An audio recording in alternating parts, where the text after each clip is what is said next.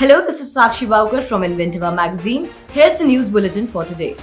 The central bank has introduced 6 cohorts. 6 entities successfully exited the first cohort on retail payments, while 8 entities are undergoing tests in the second cohort on cross-border payments. The application period for the third cohort of MSME lending is now open. Last year, auto sales fell 4.74% during the 42-day holiday season. This year's drop could be much more pronounced. While consumer sentiment is improving, supply-side constraints such as prolonged chip shortage are limiting automakers' ability to manufacture and dispatch vehicles to retail outlets. Along with reducing India's cotton exports, high cotton prices will reduce the central government's cotton procurement budget to a pittance from Rs 55,000 crore spent collectively on cotton procurement during the previous 2 cotton seasons, according to trade and industry veterans. The iOS will be designed after a similar system used by banks and will address complaints about service deficiencies, according to the RBI governor, who announced new measures in a statement on regulatory policies alongside the bi-monthly review of monetary policy. The RBI governor stated that the increased limit for the digital payment mode used for immediate money transfers will make it easier for consumers to transfer larger sums. The RBI raises the limit from 2 lakh rupees to 5 lakh rupees. Realme, a smartphone brand, has announced the opening of 100 new exclusive stores across India. All of these locations will carry the most recent products from the Realme Tech Life ecosystem, such as smartphones, laptops, tablets, and other devices. The impact of the power crisis as well as increased freight prices due to container shortages and component shortages may result in a drop in shipment for India. Counterpoint Research has reduced its 2021 forecast to 164 million units from 170 million, and TechArc has reduced its forecast by another 2 to 3% from 165 million. According to Bernstein, OYO sees a $26 billion opportunity in India by 2030 because it considers India to be its main growth area, accounting for more than 90% of its revenue. The global total addressable market opportunity for short-stay accommodation is expected to grow from $1,267 billion in 2019 to $1,907 billion by 2030.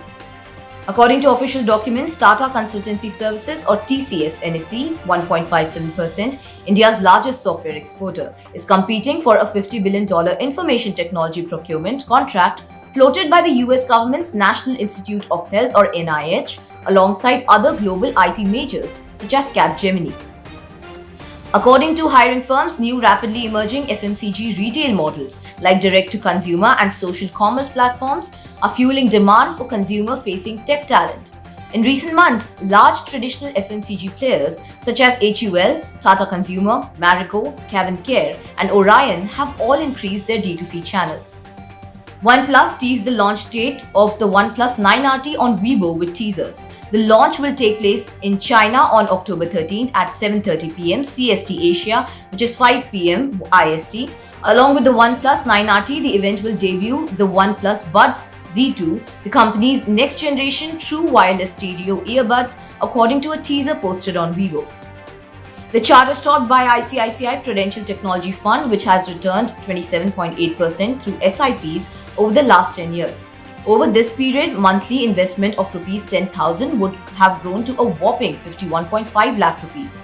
The scheme manages assets worth Rs 5,037 crore and invests primarily in software service companies. NASA astronauts Raja Chari, Tom Marshburn, and Kayla Barron, as well as Europe's Space Agency ESA astronaut Matthias Maurer, will fly on the Crew 3 mission to the microgravity laboratory as part of the commercial Crew program. NASA shares stunning graphics and visualizations that are literally out of this world.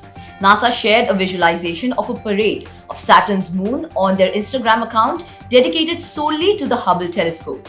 4 of these celestial bodies can be seen revolving around the ringed planet, one after the other. Chinedu Igwe, the Nigerian national arrested in the Mumbai cruise drug case, is represented by NCB attorney Gorak Liman. The Nigerian national was caught with 15 grams of ecstasy pills. According to the remand, Igwe was arrested based on a statement given by alleged drug peddler Abdul Qadir.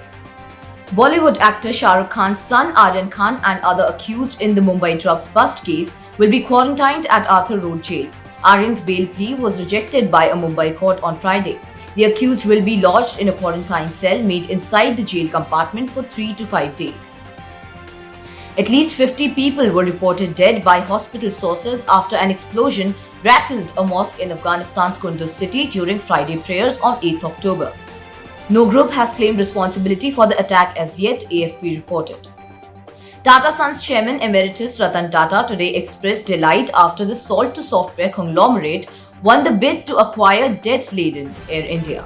Mr. Tata, in a statement that he tweeted along with an old photo of former Tata Group chairman JRD Tata, said it will take considerable effort to rebuild Air India, which has a debt of over 60,000 crore rupees and loses 20 crore every day.